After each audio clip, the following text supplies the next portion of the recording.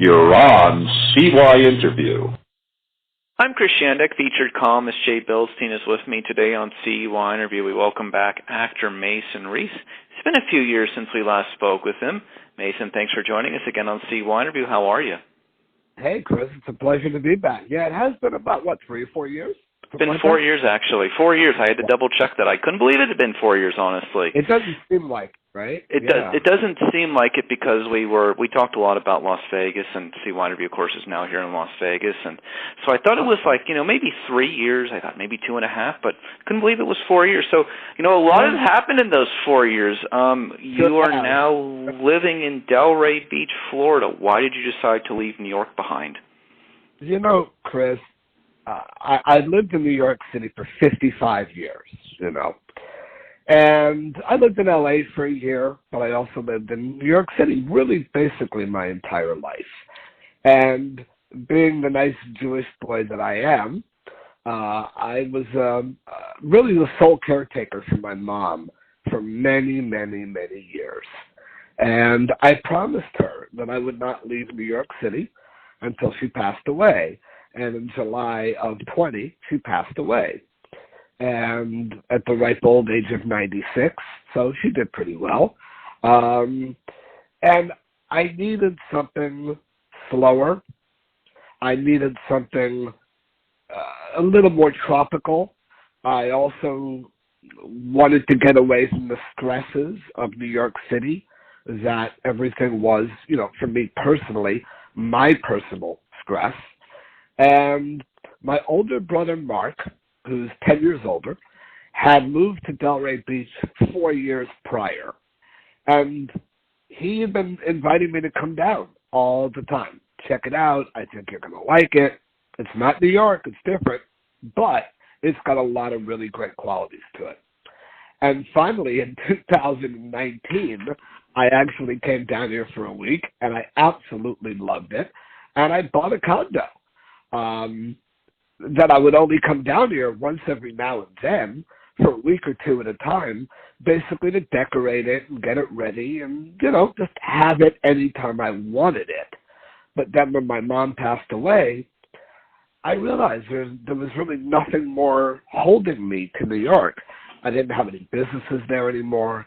I didn't have to take care of my mom anymore. And, the other thing was, the cold weather, the bitter, bitter, brutal cold, 10-degree weather, 12-degree weather, was really starting to cause my body pain as I got older. And at that point, I swore to myself I was never going to spend another winter in New York City ever again. And that's the way it went. So is it fair to say that moving to South Florida was the opposite of a life-interrupted moment? Yes. Well, it definitely interrupted my life because it was complete and massive change of pace and change of lifestyle. I was never a guy that used to sit by the pool and relax and get in the hot tub and enjoy the sun and the warmth, You just don't do that in the Upper West Side of Manhattan, or at least you don't get to do it very often. And now I get to do it anytime I want, as much as I want. So, yeah, look, as we get older in life, our priorities change.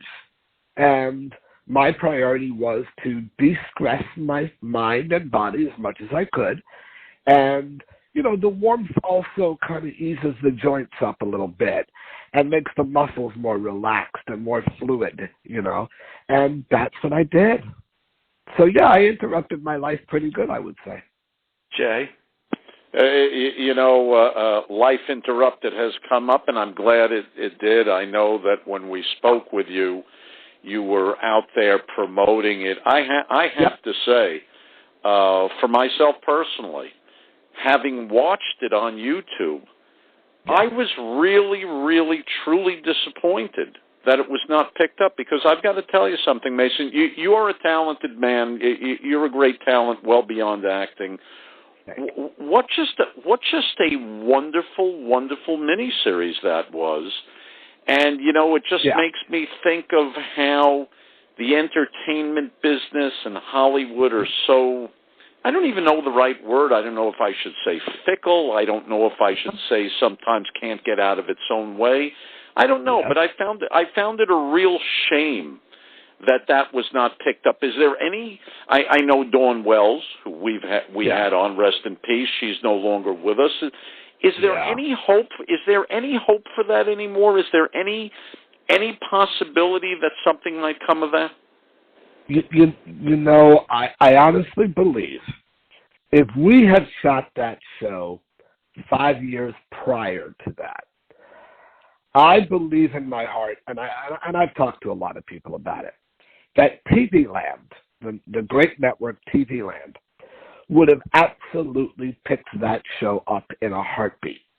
However, in the course of 5 years, they started veering away from the old school reverence that they had to the older style of comedy. And Stephen Wishnoff, my partner at the time, who wrote it and created it, also directed it and co-produced it with me, you know, he wrote a sitcom and created a sitcom that was a little bit of a throwback to a different style of comedy, to the type of comedy that's not, you know, a laugh bang every 20 seconds, you know. We also didn't shoot it in front of a live audience either. We shot it single camera. I honestly believe that maybe we were a little out of our time period, or maybe we were a little ahead of our time. It really depends on how you want to look at it, you know. But yeah, I mean, listen, you're preaching to the choir when it comes to disappointment. You know, that was a labor of love. You know, nobody really got paid to do that thing, and it was you know, a lot of labor, a lot of thought process went into it, and it's unfortunate that we just weren't able to get it off the ground. Now, the one thing that I have a lot of pride about it is that we submitted it to a lot of film festivals all across the country, you know, independent film festivals all over the country. And we won 19 awards. I mean, we were not taken lightly. There are a lot of people that really liked what we did. And, you know, the cast won a few, the theme won a few, best pilot, well, you know, we won a couple. I was fortunate, along with Alison Arngrim, we both won a couple, you know, for best actor, best actress. And I really thought the show had some legs under it. I really did. And, you know, it wasn't heavily promoted, but it was promoted enough that people started to like it, and they saw it, and they kind of, the little horse that could, you know, or the little car, what is that? The little train that could? I don't even know. The little engine that could. Little engine. Thank you very much, Chris. But, you know, we were kind of like the little show that could. I mean, we did it on a shoestring budget, but yet it looked and sounded really good. And, you know, we had some really wonderful, as you mentioned, you know, Dawn, and I got to do the one really wonderful bar scene with her and Allison. And, you know, to this day, it is one of the highlights of my career, getting to work with people like that. You know, the great Michael Learned and Erin Murphy and Alison Arngrim and Dawn Wells and Brandon Cruz and Robbie Rist. I mean, we had some real television royalty on that show. You know, people that people of a certain demographic obviously know very, very, very well. And unfortunately, it just could not make it. Now, to the best of my knowledge, and I certainly wouldn't know if anything was happening, but, you know, the selling of the show was left to Stephen and a producer friend of his in L.A., and to the best of my knowledge, it's DOA, as they say, you know, dead in the water. To the best of my knowledge, there's nothing. So I wish I could say something nicer and happier, but I can't. You know, I'll tell you, it was so good down to the theme song, which I have to say, You know what? I actually am, this may sound odd. I'm not just a fan of shows. I'm a fan of their theme songs. For example, if you remember the show Psych, I so enjoyed. I have, I don't know, on, I guess it's Amazon Prime Music, I probably have one channel I created for myself of my music, which has, I don't know, close to 1,000 songs. I mean, a few of the songs on there are television themes. For example, the theme to Psych. The theme to Life Interrupted was just spot. I mean, it was. Anybody who listened to this would have to say this is a talented piece of work that should make its way to television. You know what I think about now, though, with so many streaming platforms, it just makes me wonder if I wonder if anybody would take a shot on a streaming platform. But look, this is an area that you know far, far, far better than I would. But I just say to you again, I just want to say this again, Mason, truly enjoyed it. And your talent, I mean, I know entrepreneur, restaurateur in New York City, your talent goes far beyond acting. You did say something, when you talked about the Upper West Side, and we were just chatting before we started about how New York has changed. I remember when I'd make my forays up to the Upper West Side, and there was the Shakespeare bookstore and H&H Bagels. I guess Zabar's is still there, but so much has disappeared. What a different time. But anyway, I apologize for interrupting. A lot of the smaller mom and pop type stores, not the banks, not Starbucks, things like that. The CVS's and the Walgreens and the Duane Reeds and all that, they're never going to go. But, the small independently owned operators, the bookstores, the little sneaker stores, the little mom and pop restaurants, a large amount of those are gone, unfortunately. COVID just wiped them out. They could not afford to pay their rents, and things like that. And that's a very sad thing. It really kind of breaks my heart when I go back there from time to time and just see all the, the stores that are boarded up and closed and having the for rent signs on them. But, the thing is, the landlords are still asking incredibly ridiculous sums of money for rent. So I don't know who's ever going to afford places like that, unless they're big corporations. You said something very interesting. It takes me back on Black Friday of 2016.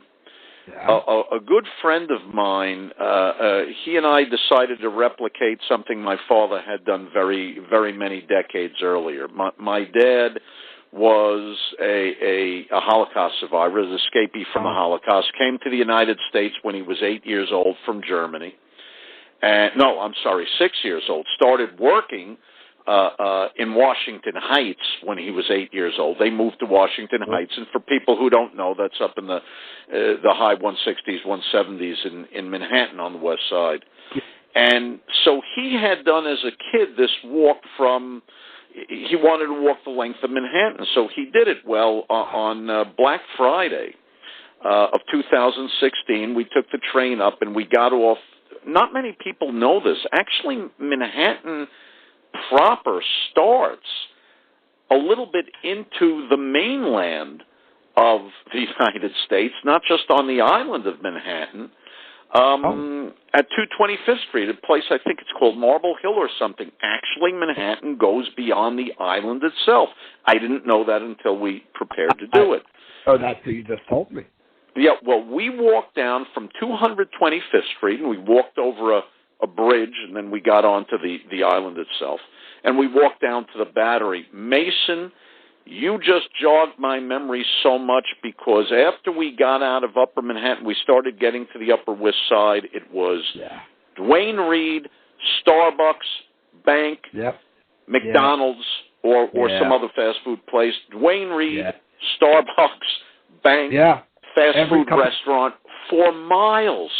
I was like, what is this? It was crazy. Yeah. I mean, within my old neighborhood, there must be 5 Starbucks within, a 10, 12 block radius. 15 block radius. And you're so right. I mean, I don't know who will come into all those other businesses. What could be put there? Who would afford it? No, it has to be a larger corporation, or what they call in the business a AAA tenant. It has to be somebody large with good credit. And, so many of the people coming to New York or coming to this country, whatever it may be, that are looking to open up their own business, they don't have that kind of money. They don't have that kind of credit. They don't have that kind of AAA background, So what is going to go in those places?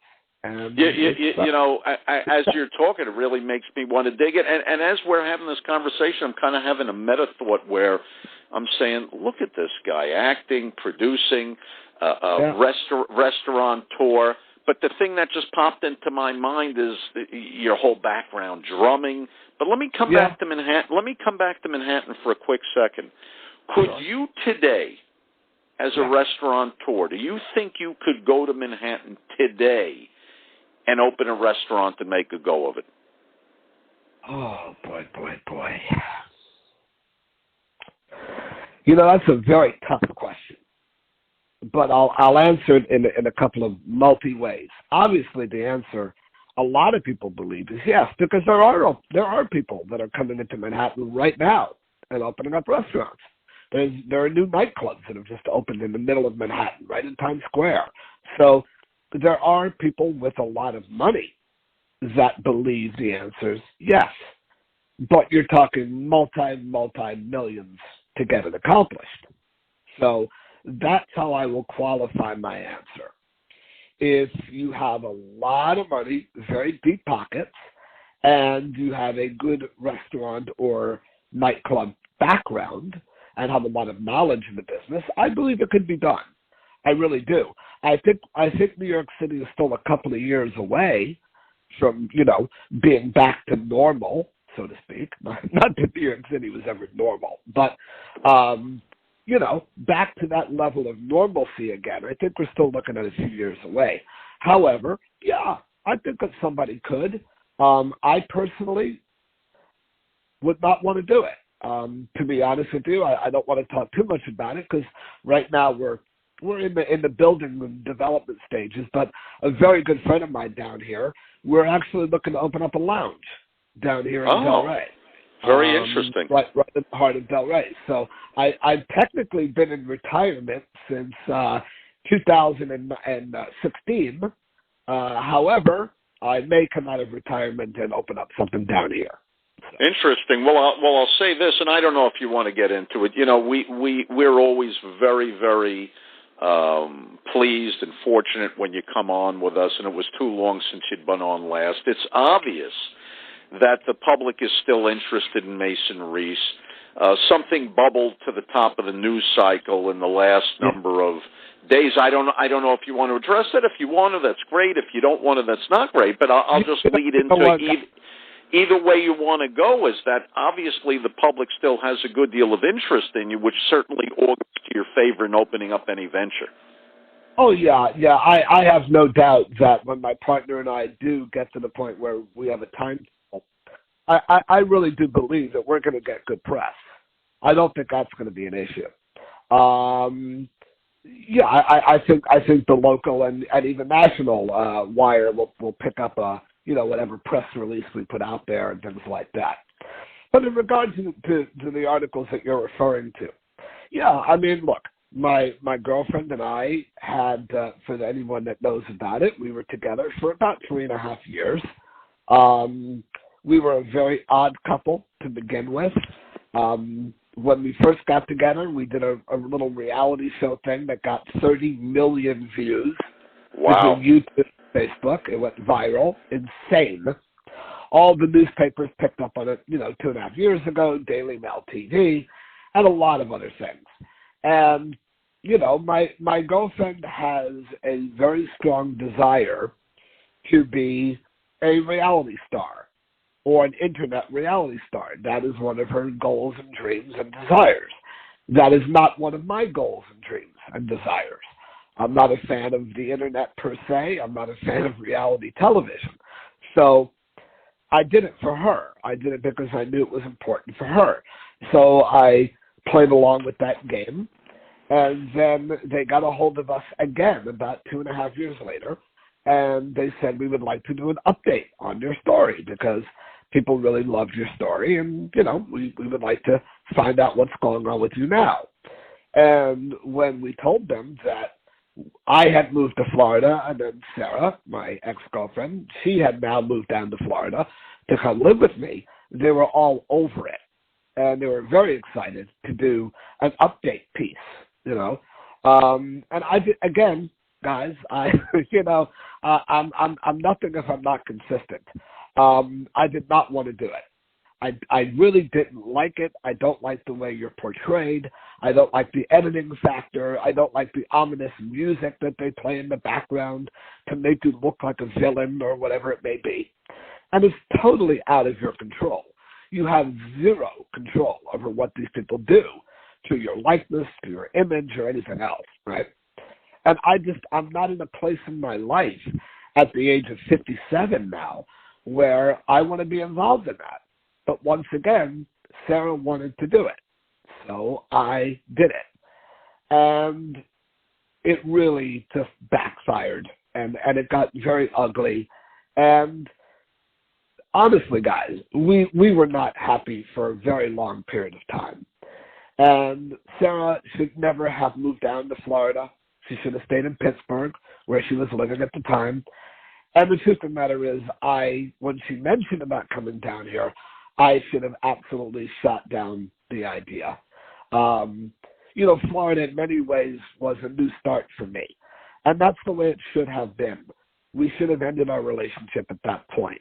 But she did come down here, and it was quite obvious from the very first minute that she did that it really wasn't happy, that we were not comfortable anymore. We didn't have much to talk about. We had grown in very opposite directions. And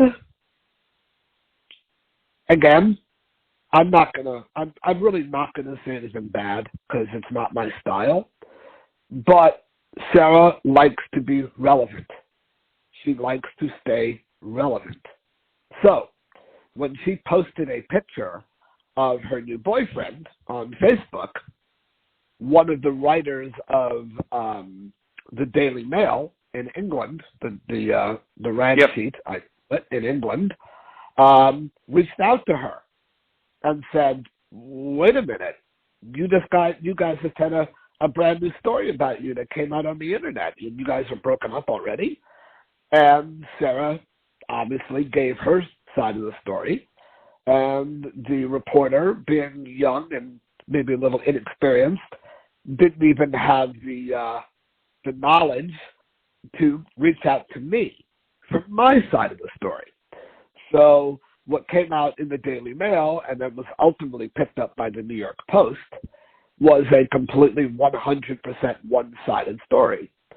And, at 57 years old, I'm not going to say I'm surprised, because that's just how a lot of media works these days. But, we tried to keep it civil. We really did.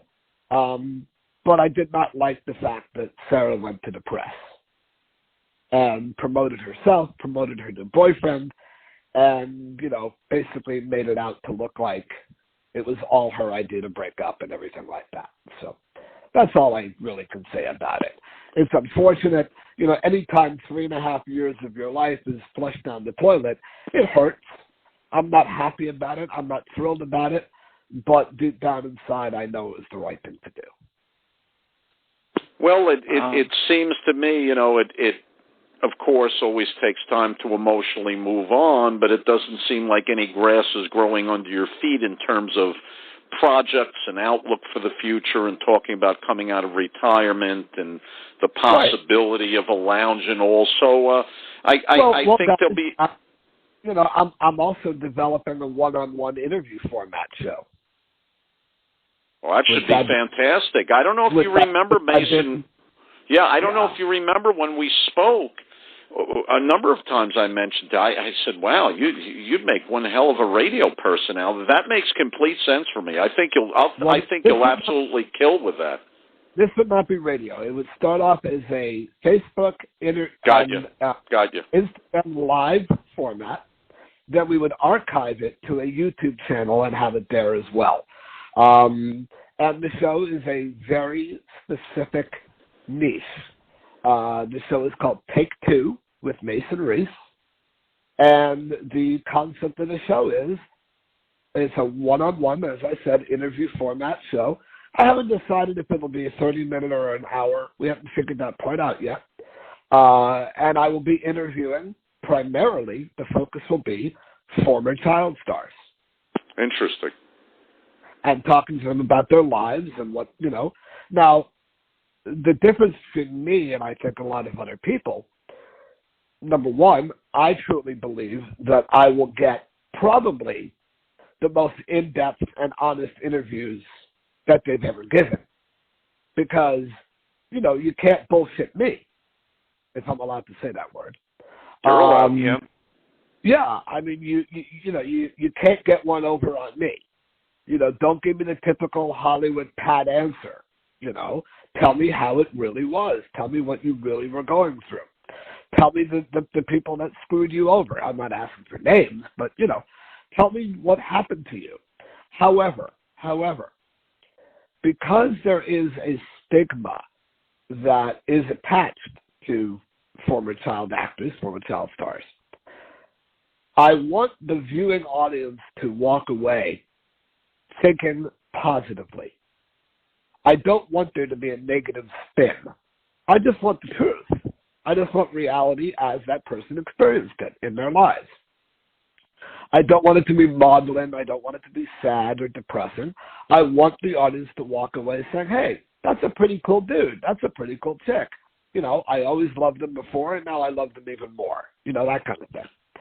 And I don't think there's anyone out there who's more qualified to do the interviews than me.